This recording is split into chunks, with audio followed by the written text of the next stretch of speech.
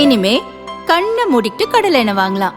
ஏன்னா மந்த்ரா கடலை எண்ணெய் இதயத்தின் தயாரிப்பு. வறுக்க பொரிக்க ஏன் எல்லா சமையலுக்கும் மந்த்ரா தான். மந்த்ரா கடலை எண்ணெய், அபார ருசி, ஆரோக்கியமான உடல் நலம்.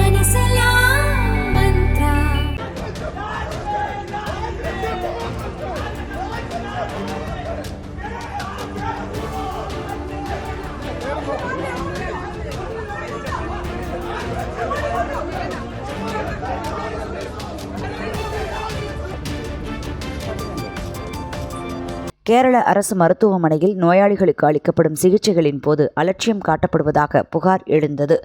அம்மாநில சுகாதார அமைச்சர் வீணா ஜார்ஜுக்கு எதிராக இரிக்கூர், பையாவூர், தலசேரி உள்ளிட்ட பல பகுதிகளில் இளைஞர் காங்கிரஸ் அமைப்பினர் போராட்டம் நடத்தி வருகின்றனர்.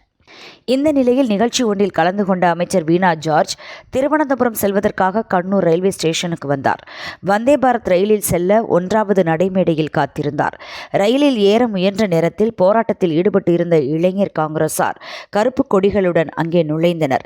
அப்போது போராட்டக்காரர்களில் சிலர் அமைச்சர் மீது தாக்குதல் நடத்தியதாக தெரிகிறது. ஒரு கட்டத்தில் கைகலப்பும் உண்டாக அவரது கழுத்து மற்றும் கைகளில் காயம் ஏற்பட்டது. பாதுகாப்புக்காக வந்திருந்த போலீசார் அமைச்சர் வீணா ஜார்ஜை போராட்டக்காரர்களிடமிருந்து மீட்டு கண்ணூர் மருத்துவமனைக்கு சிகிச்சைக்காக அனுப்பி வைத்தனர். பின்னர் போராட்டம் நடத்தியவர்களை கைது செய்து அங்கிருந்து அப்புறப்படுத்தினர்.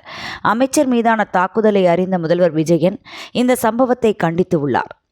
இது காங்கிரஸ் மாணவர் பிரிவின் இழிவான அரசியலுக்கு ஒரு எடுத்துக்காட்டு. அங்கு நடந்தது எந்த வகையான போராட்டமும் அல்ல, வன்முறை கும்பலின் வெறித்தனம்.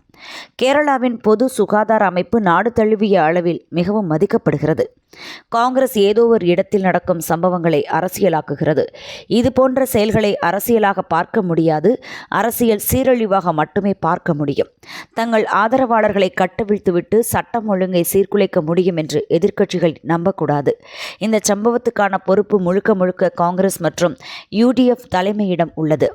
இந்த தாக்குதல் கண்டிக்கத்தக்கது, கடுமையான நடவடிக்கை எடுக்கப்படும் என்றார் பினராயி விஜயன். கண்ணூர் அரசு மருத்துவமனையில் சிகிச்சை பெறும் அமைச்சர் வீணா ஜார்ஜை பினராயி விஜயன் நேரில் சந்தித்து நலம் விசாரித்தார்.